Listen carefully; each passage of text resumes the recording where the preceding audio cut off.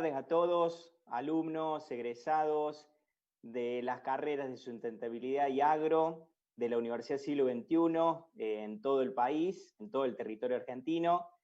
Le damos la bienvenida al conversatorio liderado por el ministro de Medio Ambiente, Desarrollo Sostenible de la Nación, Juan Cabandier, a quien agradecemos profundamente su participación. Mi nombre es Franco Roncato, soy el director de Calidad y Desarrollo del Centro de Aprendizaje Universitario del Siglo XXI. Hoy nos acompañan las siguientes autoridades: la decana de Ciencias Aplicadas, Magíster Soledad Pérez de los Santos, director de la Licenciatura en Higiene, Seguridad y Medio Ambiente del Trabajo, licenciado Francisco César, directora de la Licenciatura en Ambiente y Energías Renovables, Magíster María Carolina Ulla, director de la Licenciatura en Administración Agraria, Magíster Esteban Papalini, directora de Centros de Egresados, Relaciones con la Comunidad, licenciada Flavia Heredia, el director del Centro de Aprendizaje Universitario Santa Fe, Magíster Oscar Matillier, a quien agradecemos especialmente, dado que gracias a su gestión institucional nos ha permitido este contacto con el ministro, así que gracias, Oscar. Previo a darle paso a las palabras de bienvenida de la decana de Ciencias Aplicadas, Magíster Soledad Pérez de los Santos, queremos compartirle un video de saludos e inicio de nuestra rectora María Belén Méndez. Adelante.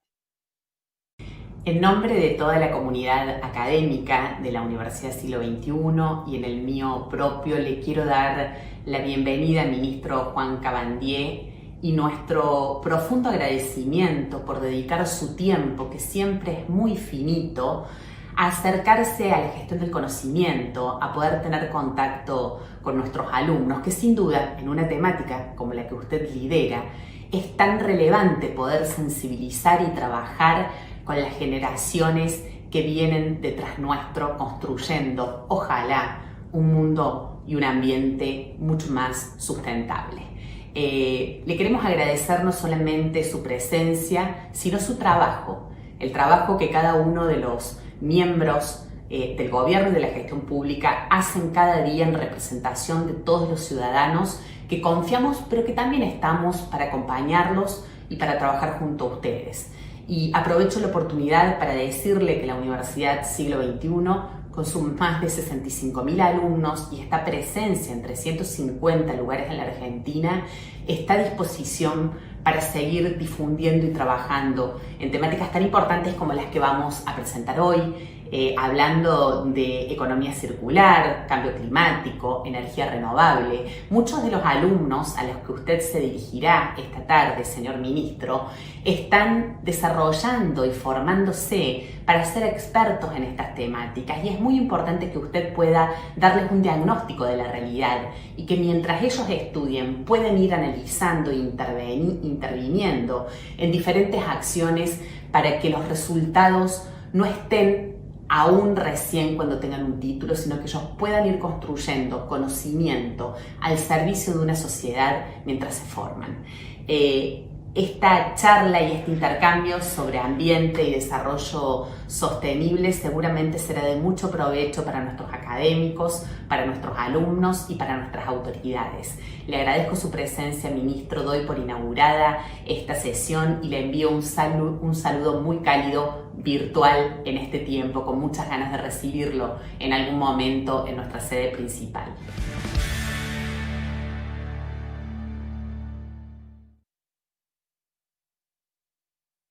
Hola.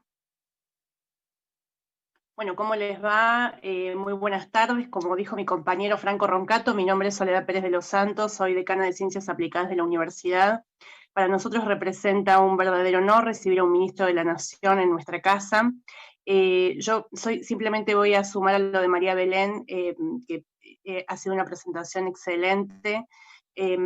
También reconocerlo como un activista en el ámbito de los derechos humanos. A mí me parece que es un tema destacado de su persona y me parecía importante mencionarlo también. Asimismo, les cuento que no vamos a estar solos, tenemos la compañía de dos de nuestros directores de carrera.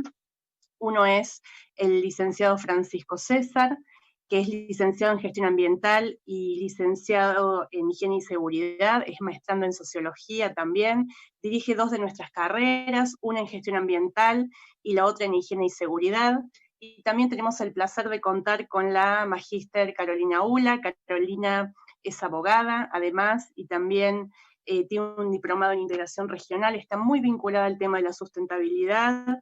Ella es directora de la licenciatura en Ambiente y Desarrollo Sustentable de la universidad, además forma parte de diversos grupos de investigación vinculados al tema, es consultora circular en carbono, es asesora externa en el Instituto Argentino de Responsabilidad Social Empresaria, en fin.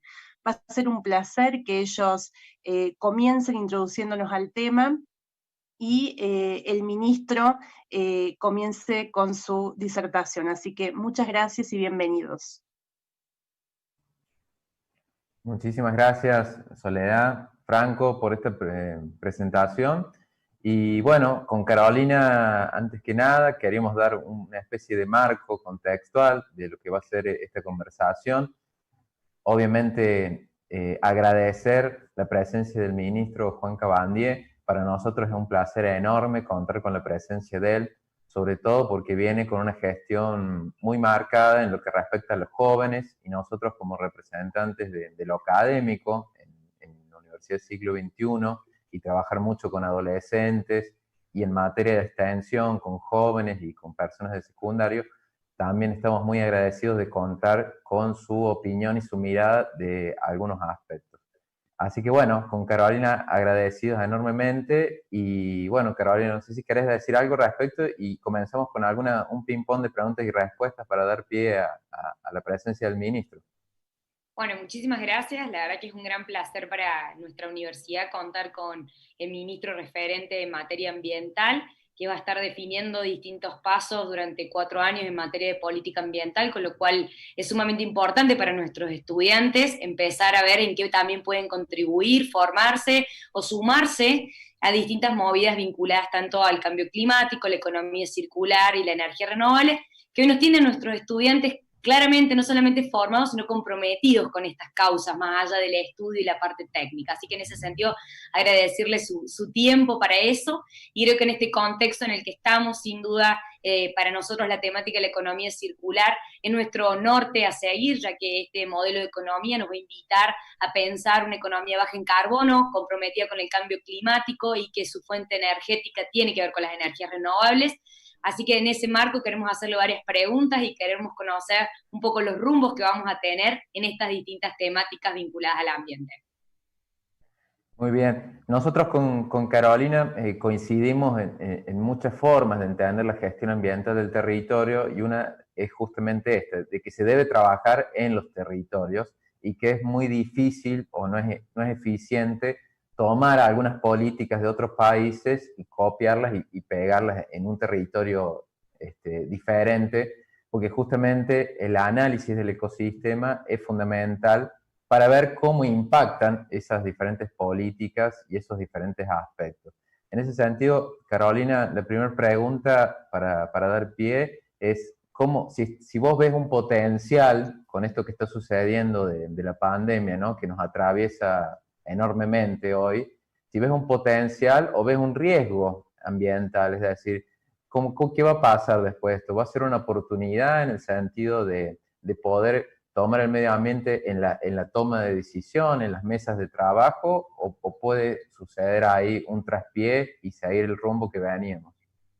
Bueno, qué pregunta compleja, la verdad, porque creo que hay varios temas que tocaste, ¿no? O sea, está claro que esta pandemia, que tiene que ver con la salud del planeta, está vinculada a cómo estamos tratando nuestro medio ambiente, y obviamente la salud del ambiente está vinculada a nuestra salud, y hoy estas pandemias tienen mucho que ver cómo estamos cuidando y gestionando nuestros recursos naturales. Por lo tanto, la primera alerta tiene que ver con eso, de cómo la humanidad está gestionando los recursos naturales, ¿no?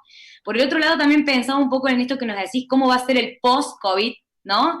Y creo que sin dudas, entendiendo esta vinculación entre la salud del planeta y la salud de la humanidad, y entender que estas pandemias vienen para quedarse, Y si no empecemos a trabajar fuertemente en políticas de conservación, si no empezamos a trabajar fuertemente en todo lo vinculado a la protección de áreas protegidas, ¿sí? Y empezar a tomar el ambiente probablemente desde una perspectiva como protectora de nuestra salud, probablemente estemos en grandes problemas de cara al futuro, ¿no? Entonces está buenísimo, me parece que va a ser una gran oportunidad. Crisis es igual oportunidad. La oportunidad la teníamos ya, digamos, palpable. Nosotros con la universidad empezamos a ver jóvenes que están demasiado activos desde muy jóvenes, es decir, no solamente los que ingresan a la universidad, sino que vemos que los más niños están muy comprometidos con distintas cuestiones. Greta, que es la referente en materia de cambio climático, ha empezado a movilizar a millones de jóvenes en el mundo vinculado al cambio climático, y justamente Greta nos decía de que nosotros tenemos que ser activistas del planeta y empezar a hacer las cosas mejor, ¿no? Y cómo con la pandemia paramos un ratito, ¿no? Y empezamos a ver fotos satelitales a nivel global, que cuando el mundo paró, la contaminación se redujo significativamente, ¿verdad? Entonces, quizás probablemente tengamos mucho para hacer si empezamos a gestionar los recursos naturales de una manera un poco más inteligente. Lo que nosotros notamos es jóvenes cada vez más comprometidos desde muy chiquitos con las acciones como el reciclaje, jóvenes que empiezan a decir, elijo ser vegano, vegetariano,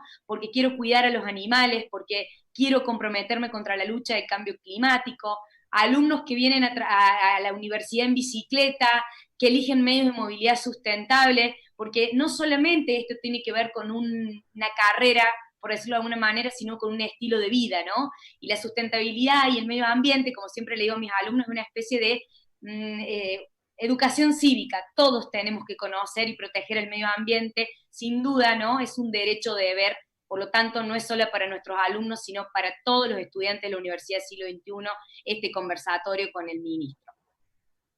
Bueno, Carolina, muchísimas gracias. Y bueno, en ese sentido, otro de los temas muy interesantes que vamos a tocar hoy es sobre la economía circular, sobre crisis climática. Así que bueno, ya vamos dando pie a que el ministro nos brinde unas palabras, así después le podemos hacer unas preguntas.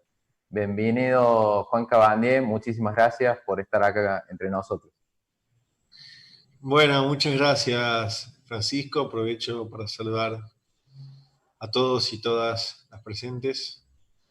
Y bueno, a disposición, ustedes me dirán cómo continuamos, cuál es la dinámica de esta reunión. Bueno, en primera medida, algunas preguntas que nosotros teníamos para hacerle. ¿Cuál piensa usted, cuál es el rol del Estado en la protección del medio ambiente? Y también nos gustaría profundizar en cómo se articula el rol del Estado nacional con el rol del Estado municipal, ¿no es cierto? Porque el Estado nacional, bueno, es el que, digamos, dirige algunas directrices, y el Estado municipal o el provincial tiene que ir como gestionando. ¿Cuál es su mirada con respecto a eso? Bueno, es decir, hay distintas formas de articulación de una política pública entre distintas niveles de Estado. En este caso, bueno, desde lo municipal con lo nacional, primero se hace con fuerte voluntad política de hacerlo, porque todos sabemos que en nuestro país el ordenamiento democrático adoptado por nuestro país es federal, por tanto muchas decisiones están en cabeza de las provincias, y en ese sentido, bueno, también va a depender de la voluntad política de las provincias de que se lleven a cabo políticas públicas de gobernanza local, ¿no? Municipal, de orden municipal. Entonces, en ese sentido, hay como vías institucionales y vías discrecionales, por decirlo de alguna manera. Hay vías institucionales a partir de que pueden existir marcos normativos que permitan que lo que se definió en un Parlamento Nacional después tenga un reflejo local. Y eso es un marco institucional. El otro marco institucional que tenemos es el COFEMA, que es el Consejo Federal de Medio Ambiente, donde está integrado por la nación y también por las provincias. Y después hay, dentro del ordenamiento institucional, también hay situaciones que, propiamente dichas, que son de orden local, ¿no? De gobernanza local. En ese sentido, el ejemplo más gráfico es los residuos. Los residuos son municipales. Y entonces, puede haber una gestión nacional que no aborde el tema de residuos, y puede haber una gestión de orden nacional que sí aborde el tratamiento de residuos y lo haga con los municipios, como corresponde, porque, volvemos a decir, el tratamiento de los residuos es de orden local. Así que, bueno, esa es una forma de responder, una manera de responder a la pregunta. Juan, ¿cómo le va? Bienvenido al conversatorio. Gracias. La verdad que una de las inquietudes, soy la mini Greta de la siglo, no, de mini Greta no tengo mucho, pero sí quería y esto es una pregunta que los alumnos estuvieron preguntando y querían hacerle, pero bueno, en diciembre se sancionó la ley de presupuestos mínimos de adaptación y mitigación al cambio climático, ¿sí? Sí. Y entonces en este contexto como que nos gustaría saber cuáles son las próximas líneas de acción, tanto a nivel nacional como provinciales, para llevar adelante un plan de adaptación y de mitigación al cambio climático global en Argentina.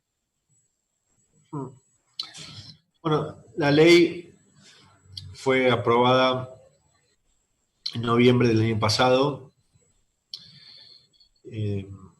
Fue aprobada a instancias del reclamo, de la militancia, de muchos de esos jóvenes, muy jóvenes ambientalistas de nuestro país, que insistieron mucho para la aprobación de esa ley, junto a la voluntad de algunos senadores, caso Pino Solanas,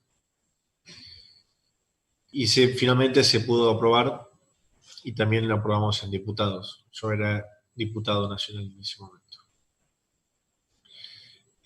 A instancias de esa ley hicimos el primer encuentro de gabinete en el marco de la ley del cambio climático y del gabinete del cambio climático, que está establecido en esa ley. Posterior a esa primera reunión la hicimos en febrero. Posterior a eso, los meses siguientes se fueron desarrollando las mesas locales, los puntos focales de cada cartera, de cada ministerio. Posterior a eso, y en simultáneo, reuniones en el marco de Consejo Federal de Medio Ambiente, que también es uno de los eslabones en el marco de la ley del Gabinete de Cambio Climático. Y bueno, y falta que se va a producir dentro de no mucho una participación abierta con especialistas, sociedad civil, para ir elaborando el Plan Nacional de Adaptación y Mitigación. Bueno, como ustedes saben, nosotros teníamos pensado en noviembre de este año vigente presentar una nueva contribución, si bien no estamos obligados, si queríamos presentarla, porque no estamos obligados porque la última contribución fue presentada en el 16. Bueno, pero la COP, la Conferencia de las Partes, no se va a realizar este año, como también seguramente saben, y se postergó un año más, o sea, va a ser en noviembre del 21. Por tanto, tenemos, tiempo, igual lo íbamos a hacer para este año, pero tenemos un tiempo más que suficiente para elaborar una buena presentación de contribución de cara a los objetivos y compromisos que tenemos para el 2030, y también lo que vamos a hacer es presentar un plan de los objetivos de largo plazo, el plan de largo plazo, que está referido al 2050. Eso, ambos dos informes, vuelvo a decir que están en proceso, se van a presentar en noviembre del 21 en la COP que va a desarrollarse en Glasgow, Escocia.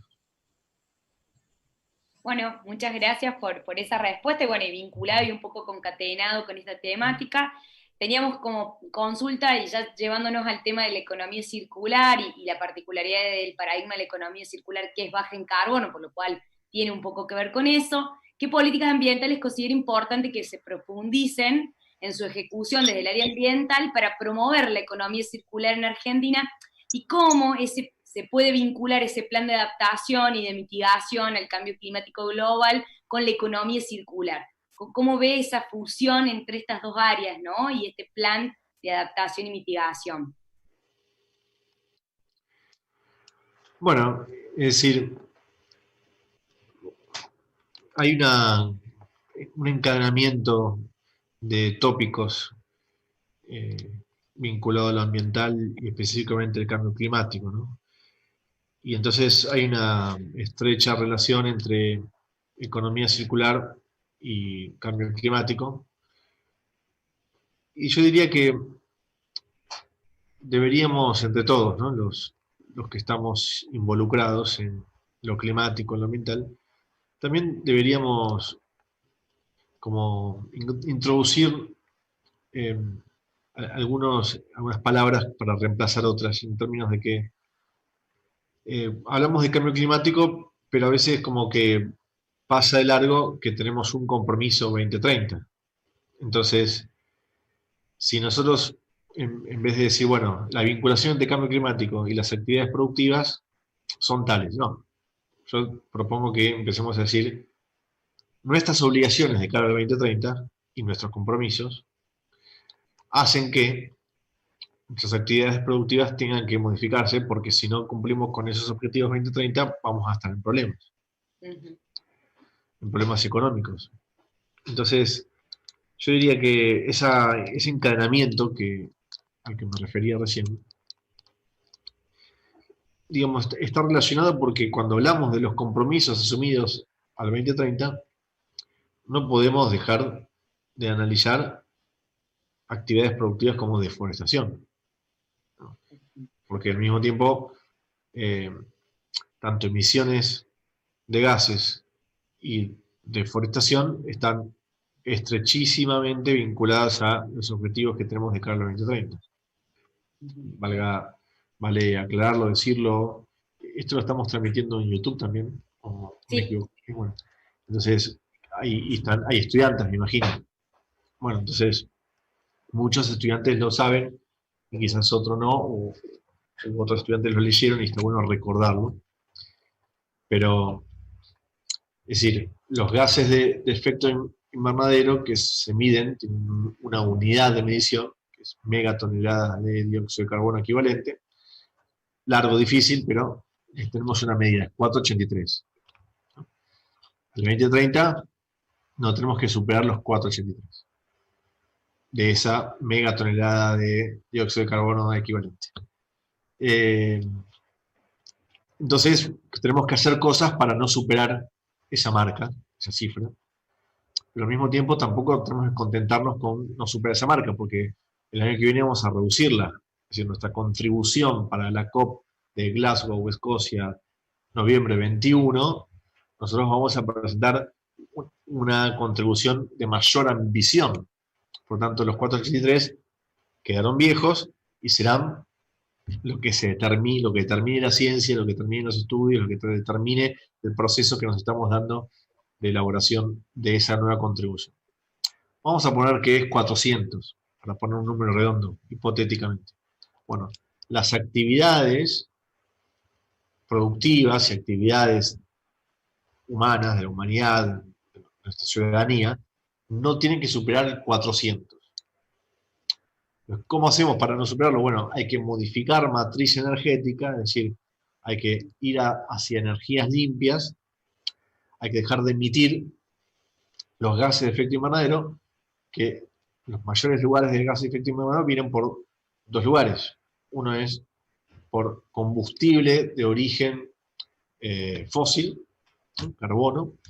Carbón, propiamente dicho, carbón también, que además tenemos esta energía que se mueve a partir del carbón, actividad ganadera, en el mismo sentido, por el gas metano de las heces, ¿no? Del ganado.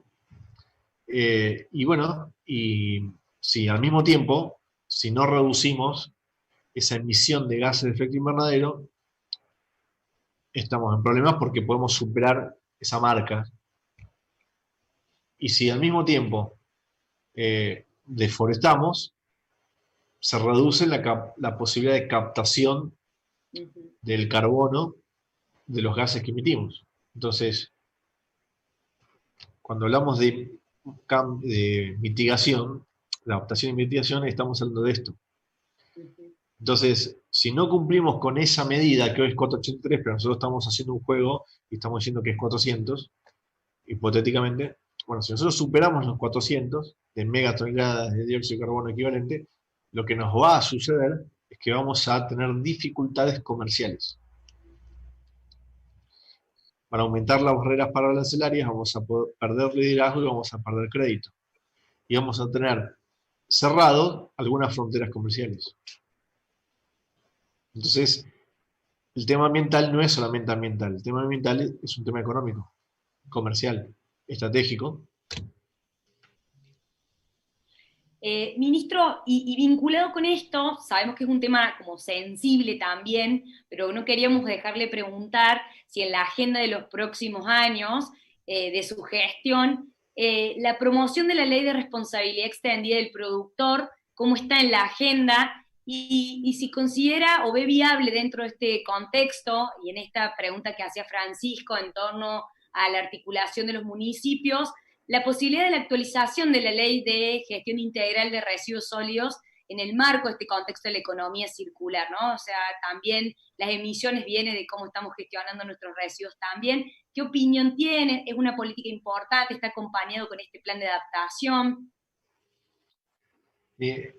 Estoy muy de acuerdo con tener normativas vinculadas a la responsabilidad extendida al productor. De hecho, estoy de acuerdo porque además soy autor de una de esas leyes, no leyes sino proyectos de ley porque no está sancionado. Y claramente otra también de las fuentes, por así decir, de emisión de gases de efecto invernadero son los basurales a cielo abierto. Por lo tanto, lo que debemos hacer es remediar esos basurales a cielo abierto por una cuestión de salud de la población, por una cuestión ambiental y además porque también no tenemos que modificar eso que tenemos lamentablemente un poco arraigado en nuestra sociedad, de pensar que la basura es basura, ¿no? La basura en realidad son residuos, fuentes de ingresos de un eslabón importantísimo que son los cartoneros y las cartoneras. Y además los residuos son son materia prima de industrias. Y entonces cuando, bueno, nosotros decimos que hay que reciclar, lo estamos diciendo porque adherimos al concepto más macro, por así decir, para la redundancia, de que, bueno, de que necesitamos reciclar para favorecer la economía circular y con eso estamos haciéndole un gran beneficio a nuestro planeta, dado que eso implica menos producción. Si implican menos producción, implican menos contaminación. Pero no implican menos producción y, digamos, pérdida de empleo, ¿no? Porque la economía circular es generadora de empleo. Así que, bueno, el mejor ejemplo para graficarlo y que no quede solamente en aspectos medios teóricos, bueno, es pensar en el PET, ¿no? En la botella de gaseosa, y que ese PET puede tener un alto porcentaje de otras botellas que fueron utilizadas antes y que se chipean, se granulan y se pasan por distintas etapas de producción, y eso vuelve a ser un pellet, que es la materia prima del PET, y ese pellet se pone en una máquina que se infla y queda con la forma de botella de gaseosa. Y en este sentido, ¿ves viable que, bueno, había un anteproyecto de ley en su momento, que tuvo media sanción, el de la ley de responsabilidad extendida del productor? Es decir, ¿puede volver al debate, o de que vuelva nuevamente a tener una discusión política? Y en este sentido, por ahí está bueno conocer tu opinión de si ves que la juventud, sobre todo los jóvenes y ciertos ya consumidores, empiezan a ser más conscientes, que están reclamando esto de que cada productor se haga cargo de sus residuos y que dejemos de enterrarlos y que los empiecen a gestionar. ¿Cómo ves esa posibilidad más desde lo político, legislativo, no? Sí, yo lo veo muy, muy viable. Ojalá que, bueno, durante este periodo parlamentario pueda ponerse en discusión. Es mi voluntad que así sea. Al mismo tiempo, nosotros, cuando apenas llegamos al ministerio en diciembre, hemos derogado un decreto 351, creo que era 541, no me acuerdo el número, un decreto de agosto del año pasado que la gestión anterior había emitido, permitiendo la importación de residuos. Y a mí me pareció una locura ese decreto, porque ese decreto básicamente lo que hacía era disponer de dólares, siendo que nuestro país tiene escasez de dólares, y entonces disponíamos de dólares para comprar basura, ¿no? Para importar basura, como si acá no hubiese. Por tanto, nosotros lo que hicimos fue derogar ese decreto y sentar en una mesa de economía circular a las partes, ¿no? A los recicladores, recicladoras, a las cooperativas, a la industria y al Estado, nosotros, para mejorar la articulación, la relación, porque muchas veces sucede que hay, bueno, barreras humanas, sociales, como queramos llamarlas, donde pues, la industria quizás va por el camino más costoso para el ambiente y más burocrático, y va a buscar materia prima de otro país cuando está acá. Y nos ha pasado que a partir de ese decreto que derogamos, hubo algunas industrias que nos llamaban, el ministerio nos llamaron, y medio escandalizados, que necesitaban para su producción materia prima. Y nosotros nos dedicamos a decirle, bueno, anda a tal dirección, tal cooperativa, tienen tantas toneladas de cartón. Entonces, ¿por qué me estás pidiendo un permiso para importar cuando ese cartón está acá?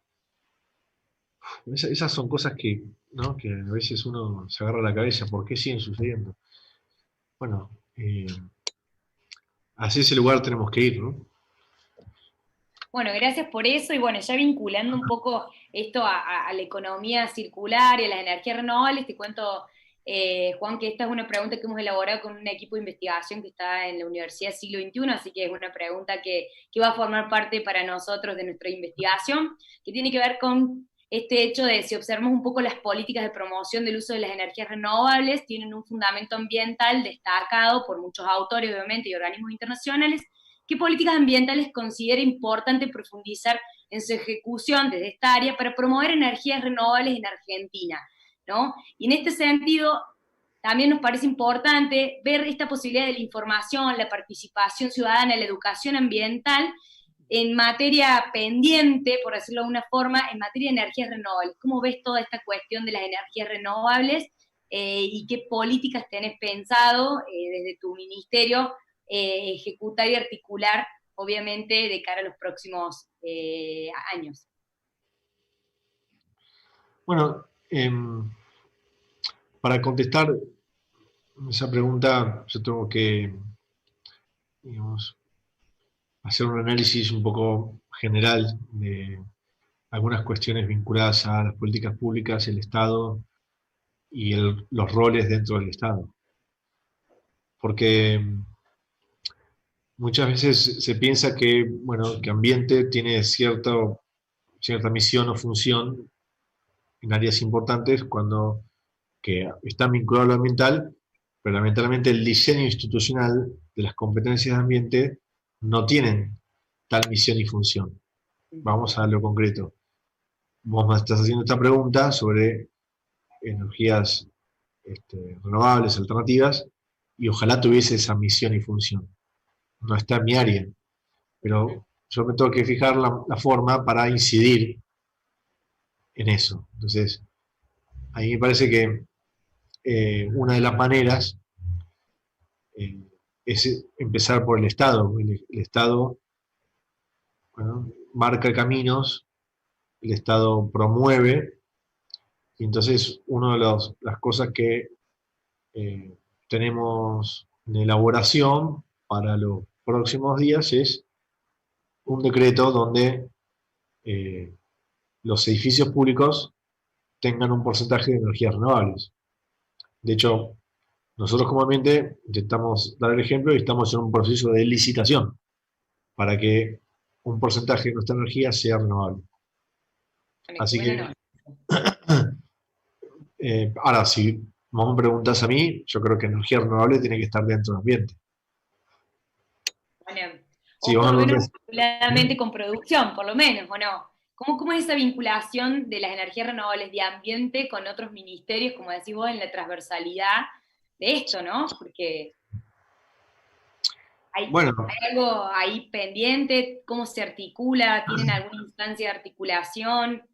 Bueno, sí, hay una instancia de articulación, claro, por canales informales, en términos de que la informalidad no está establecido, reglamentado, regulado, pero hay buena sintonía, entonces encaramos esos diálogos, esas propuestas. Ahora, también puedo fijarme, no sé, en ejemplos comparados en otras partes del mundo donde ambiente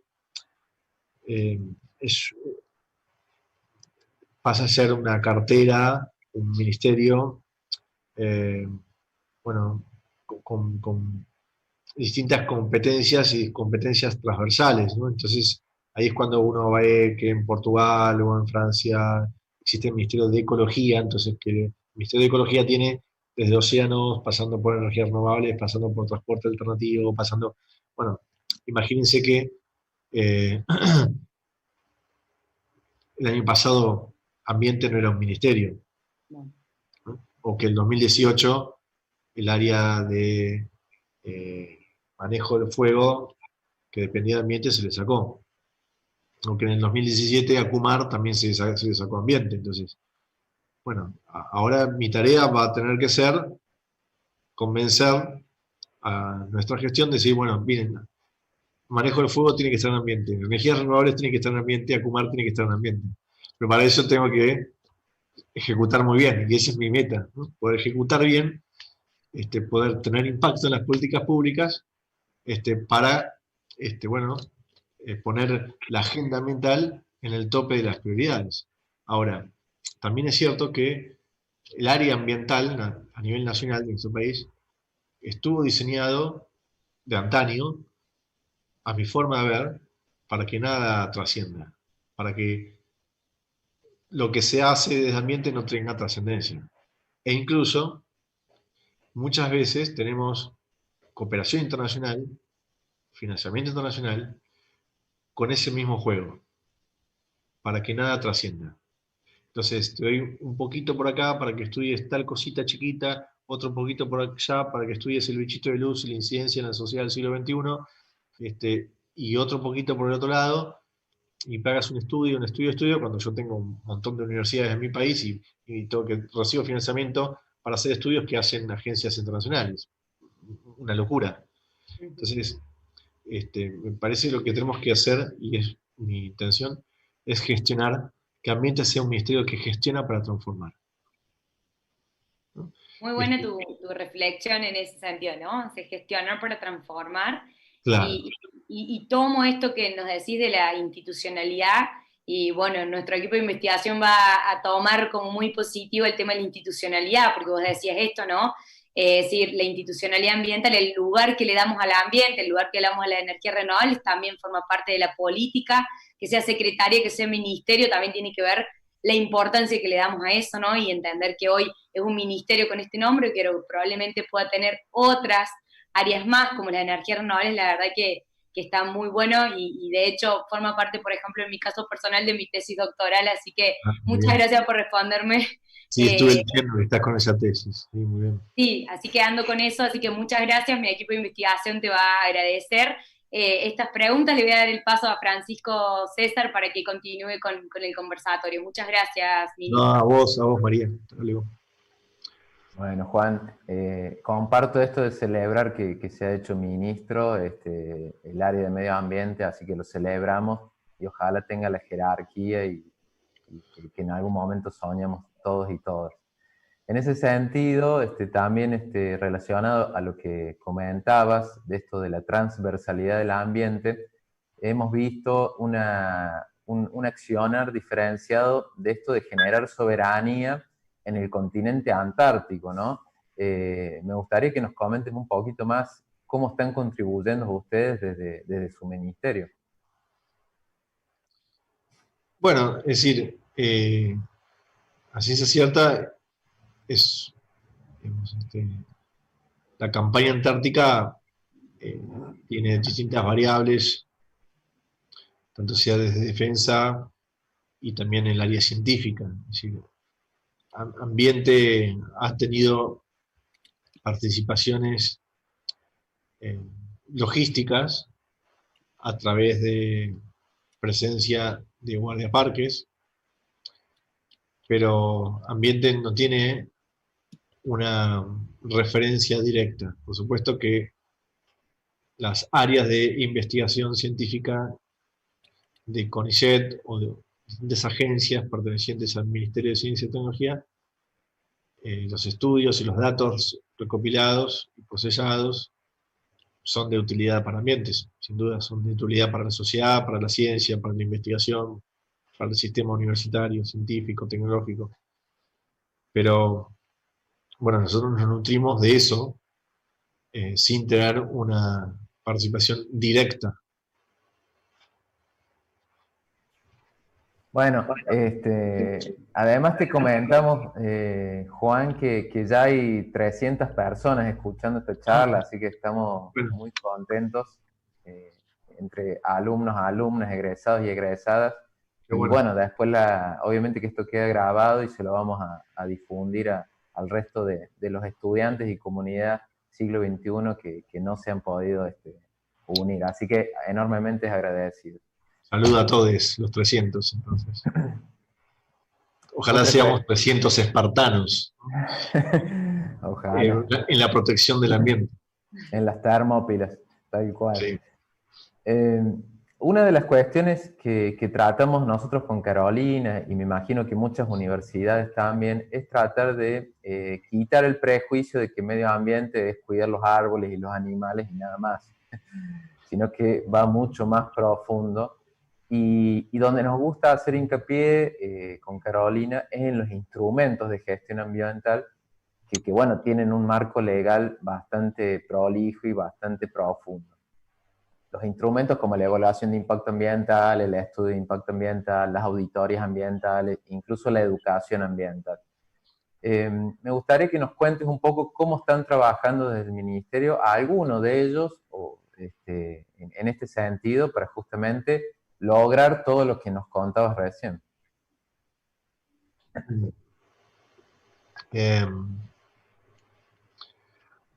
¿Para qué específicamente, Francisco? Nos gustaría saber cómo los están potenciando para justamente el cuidado del medio ambiente. Es decir, ya sea cualquiera de ellos, la educación ambiental, yo sé que has trabajado mucho con los jóvenes, que es una Sí. gestión muy marcada en ese sentido. La evaluación de impacto ambiental, la evaluación de impacto ambiental estratégica, la auditoría ambiental. con cómo están llevando a cabo estos instrumentos para que efectivamente se cumplan, ¿no? Para que efectivamente se realicen, se ejecuten, sean de manera transparente. Sí. Bien. A ver, son dos temas quizás muy marcados. Uno es la educación ambiental, otro es lo vinculado a estudios de impacto. Pero en cuanto a educación, yo soy de los que considera que tiene que estar que educación ambiental es un tópico que debe incluir las currículas de los niveles educativos. Para eso hemos estado laborando con el Consejo Federal de Medio Ambiente, y también Trota, el ministro de Educación, estuvo trabajando con el Consejo Federal de Educación. Porque ustedes saben muy bien que digamos, los ámbitos educativos a veces, y la comunidad educativa a veces son reticentes para introducir contenidos vía el Parlamento. Entonces, cosa que me parece que a veces está muy bien que sea así, porque para eso hay personas dedicadas y con conocimientos específicos para elaborar contenidos curriculares. Pero lo ambiental, bueno, cae de maduro, que es uno de los temas de la currícula educativa necesaria, porque cuando las demandas se convierten en demandas masivas y cuando se introduce en el seno de la sociedad los distintos temas, es porque está pujando para que adquiera para que tenga una escalada formal, institucional, y que ese contenido pueda tener la característica agregada, es decir, al conjunto. Entonces, nada, no quiero adelantar nada, pero en los próximos días van a tener novedades al respecto. Pero la voluntad está por ahí. Bueno, muchas gracias. Casi somos primicia, bueno. Y lo último, para si querés ir cerrando y después ya te damos tema libre por si querés comentarnos algo de lo que están haciendo hoy en día, es el Centro de Información Ambiental. ¿Sí? Es un departamento que creemos que es sumamente importante, y en ese sentido, ¿qué importancia le das vos y tu equipo a la hora de la transparencia, a la hora de la gestión, a la hora de presentar políticas a largo plazo a este Centro de Información Ambiental y la accesibilidad de los datos? Bueno, creo que estábamos no sé si lo dijiste vos, Francisco, o lo dijo Carolina, pero me voy a agarrar de algo que acaban de decir, porque me parece que es una buena introducción para explicar la importancia de los datos, como decían. Lo ambiental está muy lejos de ser un tema colorido y simpático, como durante muchos años se ha instalado, que bueno, lo ambiental era determinada especie, determinado animalito,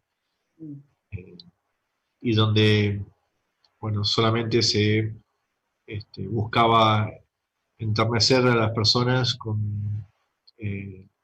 digamos, con el flagelo de ciertas especies, y donde no se ponía a las personas en el centro, y tampoco se ponía a los más humildes en el centro, porque lo ambiental a los que más afecta son a los de menos recursos. Por eso hablamos tanto de cambio climático, porque no afecta solo a los de menos recursos, aunque sí los afecta más, pero afecta a todos en general. Entonces, si ponemos a la preservación de la especie en el centro, a los humanos en el centro, sin posición dominante, como sí hemos tenido hasta hace pocos años, donde consideramos que los humanos teníamos posición dominante sobre la naturaleza y entonces la degradábamos, la exprimíamos hasta agotarla. Más bien, hoy consideramos que, y hay algunos que lo consideran hace mucho tiempo, y lo único que nosotros estamos haciendo es tomar la posta que otros antes trabajaron, o militaron, o pensaron, o diseñaron, o escribieron, o conceptualizaron.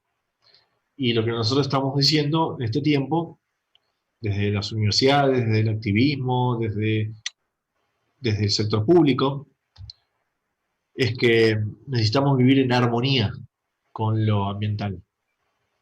Y que los bienes naturales, primero, son bienes naturales antes que recursos naturales.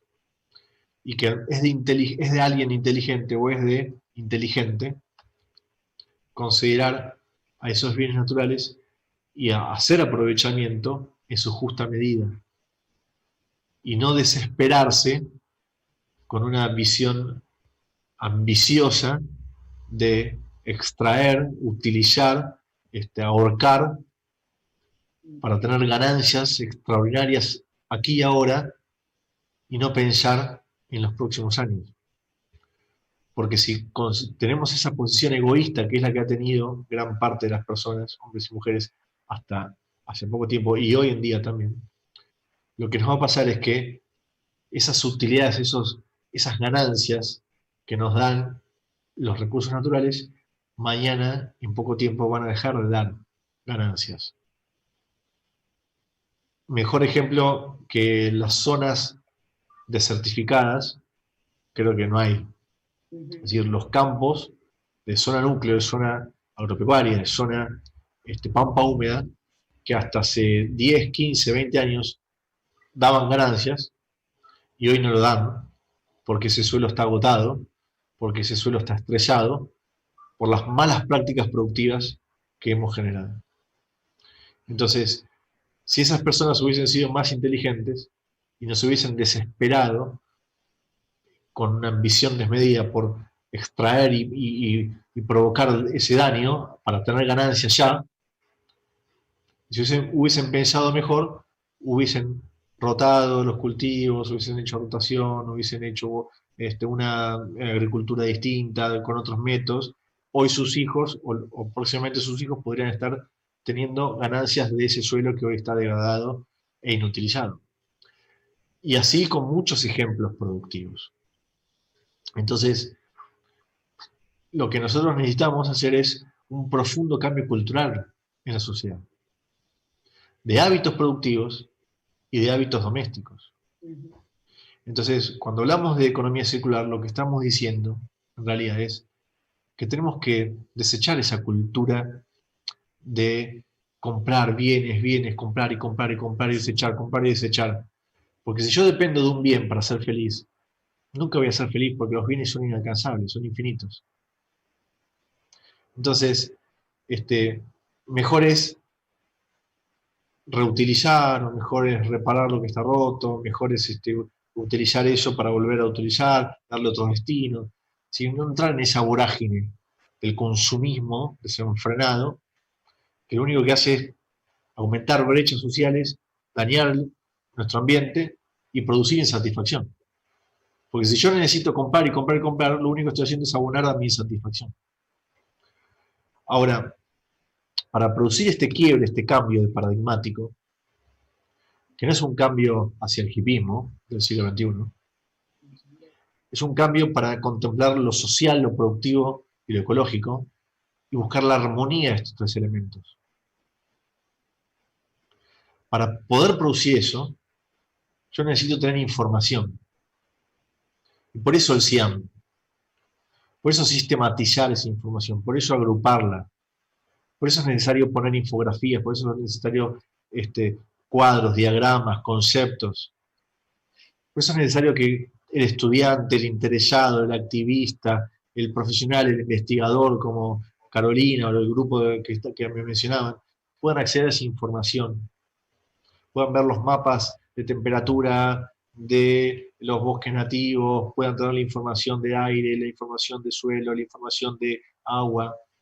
Es decir, eso nos va a empoderar y eso nos va a poner en un lugar de mayor conciencia para los desafíos que tenemos por delante. Porque si no cumplimos con las metas establecidas y que nosotros nos comprometimos de cara al 2030, vamos a tener perjuicios económicos. Y lo que hay que hacer es no enojarse cuando los temas se plantean en la mesa. No hay que esconder los temas. Porque si escondemos los temas, nos vamos a ver perjudicados. Sí, el sector productivo se va a ver perjudicado. Porque, por suerte, hoy los jóvenes, los y las, tienen un altísimo grado de conciencia, hasta incluso en sus consumos. Por eso la importancia del etiquetado, de los alimentos, de los productos, para identificar dónde está el origen de esos productos.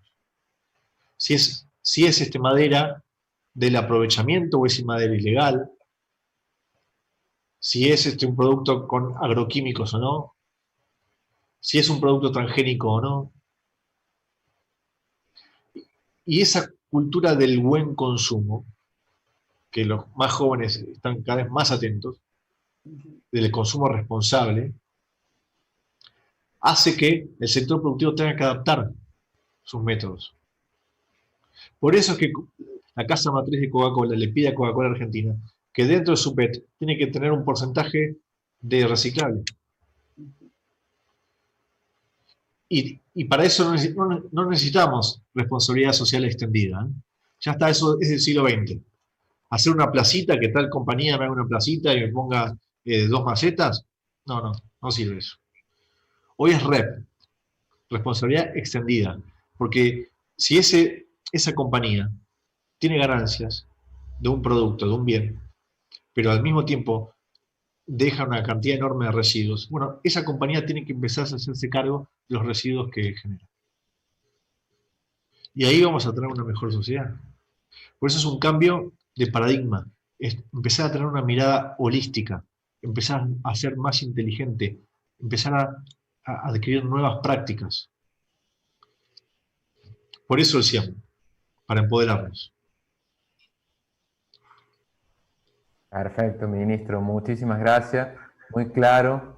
Ante todo, bueno, cumplir con el horario porque sabemos que tiene otro compromiso a posteriori y contar, ojalá podamos contar con su presencia nuevamente. Le doy la palabra a Franco, así es la despedida. Así que muchísimas gracias en mi nombre y en nombre de Carolina y Soledad.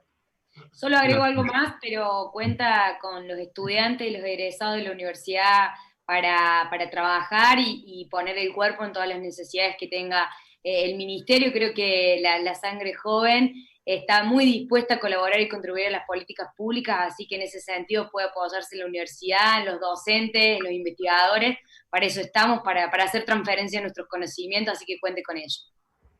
Buenísimo, muchas gracias. Muchas gracias.